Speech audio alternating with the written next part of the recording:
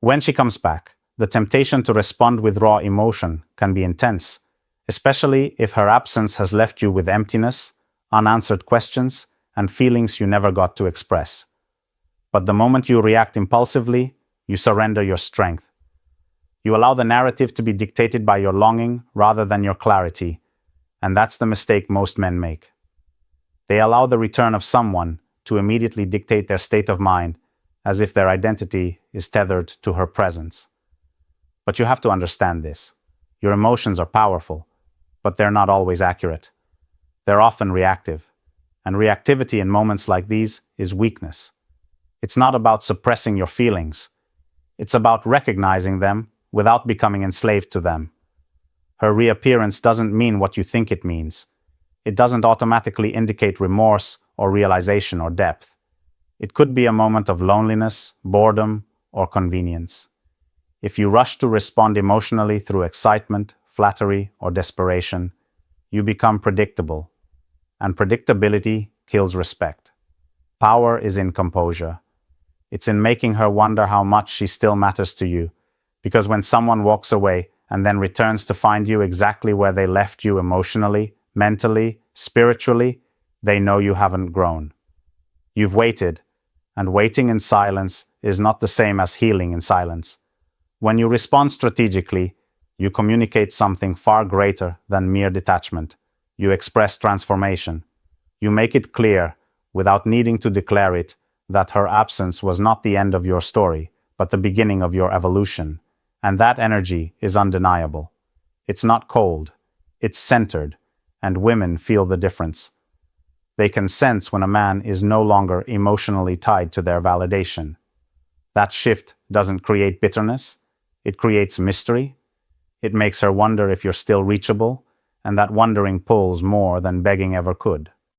Responding strategically also means choosing your words with intention. You don't need to be rude, dismissive, or arrogant. You simply speak with calm restraint. You ask yourself, is this conversation worth engaging in? Is it aligned with who I am now, or is it bait to pull me back into who I used to be? That awareness gives you the discipline to say less, to listen more, and to observe what her return is truly about. You don't need to prove anything. You don't owe an emotional explanation. Sometimes the most powerful message you can send is your energy, your silence, your delay in response, your lack of urgency. When you react emotionally, you chase. When you respond strategically, you lead. One keeps you in a cycle, the other sets you free. So when she reappears, let your response reflect your evolution, not your desperation. Let her feel that her absence didn't break you. It built you because true power is never in reaction. It's in intention. When she reappears, it's tempting to think the right move is to either let her back in or shut her out entirely. But true power lies in restraint, controlled energy. You don't need to rush. In fact, the slower your response, the more power you gain. Before we jump into the video, I want to remind you that my exclusive online course on mastering the dating game is available now. If you've been learning from my YouTube videos, you're only scratching the surface. This course takes things to an entirely new level, teaching you everything you need to know about the dating game, from approaching a woman to building real attraction. We just finished section 5 in the course, and you won't find this information in any video on my channel. It's available in both English and Spanish, so you can learn in the language you feel most comfortable with. It's easy to access with a secure payment option. Visit thestoiccouple.podia.com or click the link in the description to enroll now and improve your dating life. Let's dive in. Most men lose their edge the moment she sends that message, makes that call, or casually pops back into their life. They jump. They respond immediately. They light up with excitement, and in doing so, they communicate one thing: you still control me. That's not strength. That's surrender disguised as enthusiasm. Controlled energy means you don't let her set the tempo. She might want an instant reply, a reaction, a reassurance that she still holds emotional gravity in your life, but you pause not out of ego, but out of respect for yourself. You take time to feel it, to think it through, to ask yourself whether engaging serves your growth or just reopens old wounds. Because if she left without explanation, or worse, came back expecting things to resume without accountability, then your pause becomes a mirror. It reflects her actions back to her without you needing to explain a thing. You have to understand something important. Timing is psychological leverage. When you slow things down, you remove her advantage. You're not dragging it out to punish her. You're rebalancing the dynamic because relationships built on imbalanced emotional control rarely thrive. And if you want to reclaim your role as a man who's moved forward, you have to show her, not tell her that you're not emotionally parked where she left you. And this kind of control, it's subtle. You're not ignoring her, you're observing her.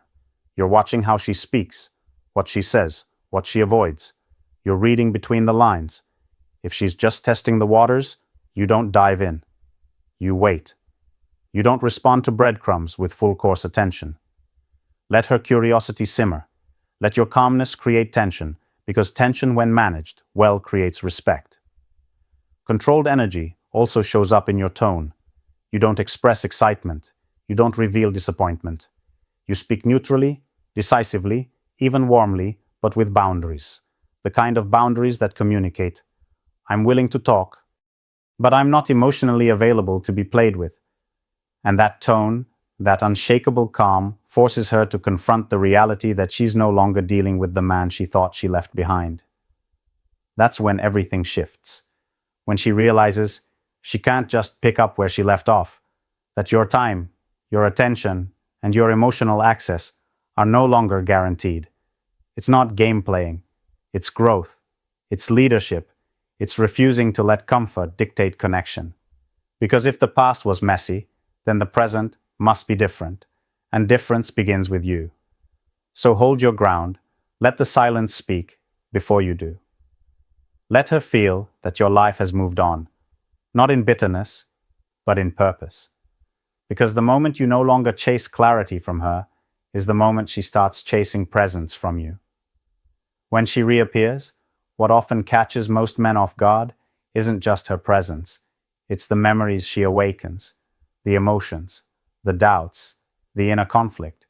That's why it's essential to establish emotional distance before responding. Not physical distance, emotional. It means detaching from the version of yourself that once needed her, craved her validation, or tolerated her absence. Because if you answer her from the same emotional space where she left you, you risk re-entering the same cycle. You're not building a new chapter. You're reopening an old wound. Emotional distance isn't coldness, it's clarity.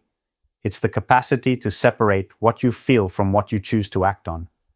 Just because something stirs in you when she texts or calls doesn't mean you have to follow that feeling. You can observe it without being consumed by it. And that's the difference between reaction and response. Reaction is immediate, emotional, and often regrettable. Response is grounded, intentional, and powerful. So instead of, staring off into space when you say, as a parent, so when she reaches out, let your emotions breathe before they speak. Let them settle so you're not blinded by nostalgia or false hope. What many men fail to realize is that emotional distance gives you vision. It lets you see her clearly, not as the woman you hoped she would be, but as the woman she's showing herself to be now. Is she reaching out because she truly sees your value, or is she bored, lonely, or looking for a temporary comfort? That's hard to determine when your heart is still tangled in the past. But when you've created emotional space, you're no longer looking at her through the lens of longing. You're looking at her through the lens of truth. That truth might be hard. It might reveal that her reappearance is more about her needs than your worth. It might show you that she still carries the same patterns, the same inability to commit, the same emotional immaturity. But it also might show you growth. And here's the thing. You can only recognize growth in someone else when you've done that growth within yourself. That's why emotional distance isn't avoidance, it's maturity. It's the refusal to let your inner peace be disrupted by someone who hasn't earned re-entry into your life. And it's not about pretending to be indifferent either. You can feel, you can remember, but you don't have to return. Just because she circles back doesn't mean the story should continue. Maybe the lesson was meant to be in the ending. Maybe her return is a test, not an invitation. A test of how far you've come, how deeply you've healed, how firmly you stand in who you are now. Emotional distance allows you to answer that test without compromise. When you respond from that space, she'll notice. She'll feel it in your tone, in your posture, in your words. You're no longer seeking her approval, her attention, her affection. You're offering your presence as a gift, not as a request. That's what makes you powerful. Not your silence, not your coldness, but your calm. Your ability to remain centered when the past knocks on your door. Because real strength is when the past returns and you no longer need it to validate your future. When she reappears, it's tempting to slip into old patterns, to rush back into communication, to let your curiosity and lingering emotions lead the way. But if you want to respond with power, you need to master the art of observation before engagement. You don't owe her immediate attention, and you certainly don't owe her the version of you that used to jump at the slightest hint of interest. What you owe yourself is discernment. Observation is the gateway to control. It allows you to read her energy, not just her words, because people often say one thing, but their patterns, their timing, their consistency, or lack of it, say much more. Take a step back and study the timing of her return. Why now? What changed? What triggered her to suddenly reappear in your life after absence, silence, or maybe even rejection? Is it genuine remorse, a realization of your value? Or is it boredom, convenience, or a failed rebound? If you don't pause to ask those questions, you'll fall right back into emotional territory without a map. And that's exactly where power gets lost. When you observe first, you give yourself the gift of space. Space to see whether her presence is sincere or strategic. And don't just listen to what she says. Watch what she does. Does her energy align with consistency, effort, and transparency? Or is she breadcrumbing you with vague messages, subtle flirtations, or emotional teasers, just to see if she still has access to your attention? Because that's what a lot of people do. They don't come back because they want to rebuild. They come back to make sure the door is still open. And if you open it too quickly, without discernment, you confirm that they still have emotional power over you. Observation helps you resist that. Let her show her intentions over time. Let her efforts speak louder than her words. You don't need to confront her or interrogate her, just observe. Let her wonder why you're not reacting the way you used to. Let her notice the shift in your energy, the calmness, the patience, the absence of neediness. That silence, that subtle delay in your reply, it speaks volumes. Because you're no longer the man who needs answers. You've become the man who already has them, and now you're simply watching to see if her actions meet your new standards. When you observe before you engage, you reclaim the ability to choose, not react. You give yourself the freedom to decide whether her return adds to your life or drains it. You remind yourself that your peace is not up for negotiation. Most importantly, you create space for clarity to surface. And clarity doesn't come when you rush. It comes when you step back, breathe, and watch the patterns unfold. That's when you'll start to see her, not as the fantasy you missed, but as the reality she's presenting now, and that's all that truly matters. Not who she was, but who she is today. You don't need to respond immediately.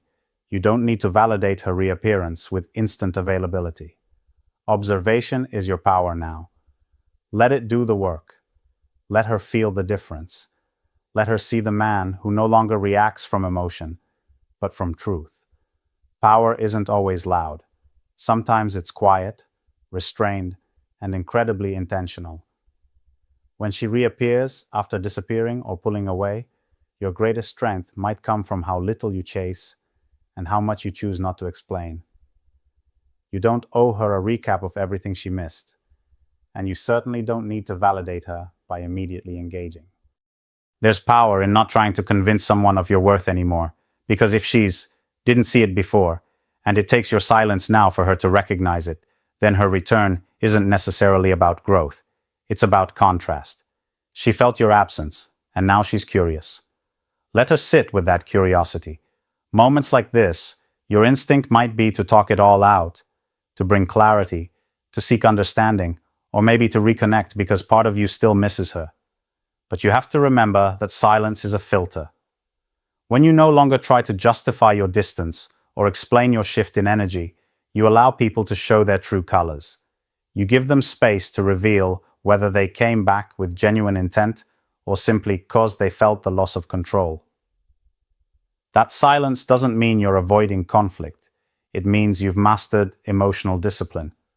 Not everything needs to be spoken to be understood. Sometimes the lack of a reaction says everything. When you don't chase, when you don't explain, you send a very clear message. You've moved beyond the emotional grip that used to keep you entangled. And that's unsettling to someone who once depended on your emotional response for validation. When your silence replaces the long messages, the calls, and the emotional debates, you shift the dynamic completely.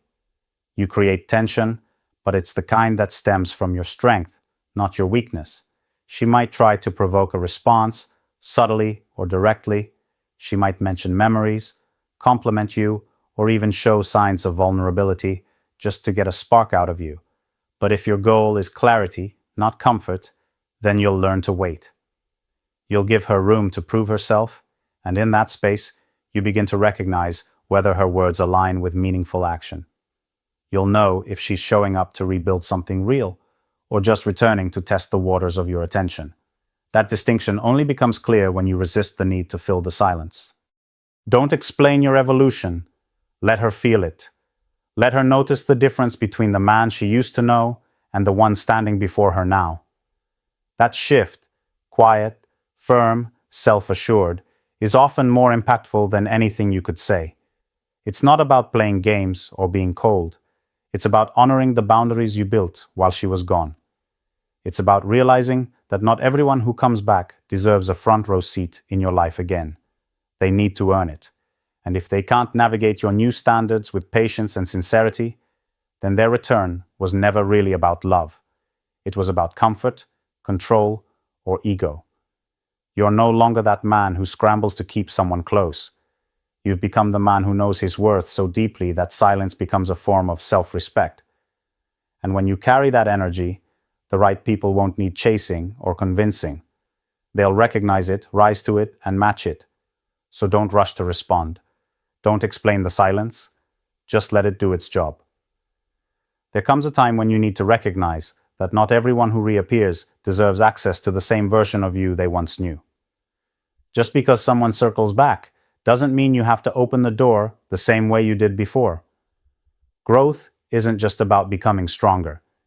It's about becoming wiser with your emotional investments. When she reappears, it's tempting to revert, to slip back into old patterns and comforts. But that's not where your strength lives anymore. Your strength now is in discernment, in your ability to see beyond the surface and evaluate whether this return is rooted in real change or momentary nostalgia. You see, people often return when they feel your absence more than they expected, not necessarily because they miss you for who you are, but because they miss how you made them feel. That distinction is crucial. If she's coming back because the world didn't respond to her the way you did, because no one else matched your loyalty, your patience, your depth, then her return isn't necessarily about you. It's about the emotional gap your absence created. And if you mistake that for love, you'll get trapped again in a cycle that only ends with your disappointment. That's why you have to observe with clarity. Let her actions speak before her words do. Watch how consistent she is. Watch how she respects the space you've built, how she aligns with your values now, not the man she once knew, but the man you've become in her absence. Because the man who had to pick up his own pieces after being left behind, the man who built strength from silence and self-discipline, that man doesn't settle for crumbs anymore. He doesn't chase presents, he measures intention. Don't be swayed by emotions dressed up as apologies. You've heard them before. The promises to do better, the sudden interest in your life again, the questions that dig just deep enough to seem sincere, but sincerity isn't spoken. It's proven. If she's not willing to walk through discomfort with you, to repair what was broken with consistency and accountability, then all you're doing is entertaining an echo of the past, and you've outgrown that echo. This isn't about being cold or unforgiving. It's about honoring your healing. You bled in silence while she moved on. You found strength in solitude when no one came looking. You evolved without her applause. And now that she's back, you don't owe her the man she left behind. You owe yourself the man you've become. That means holding your ground, not falling into old habits just because they feel familiar. Familiarity is not the same as compatibility. And returning doesn't equal reconnection. It's just the first step, and you decide if the next one is even worth taking. This is where power lives, not in being reactive, but in being selective, not in holding grudges, but in holding standards. You are not here to punish her. You are here to protect the version of you that paid the price for her absence. If she's not willing to rise to that version of you, to meet you where you are now, instead of dragging you back to where you used to be, then let her feel the door close, because this time you're not just guarding your heart, you're guarding your peace, and peace once earned is never something you compromise again.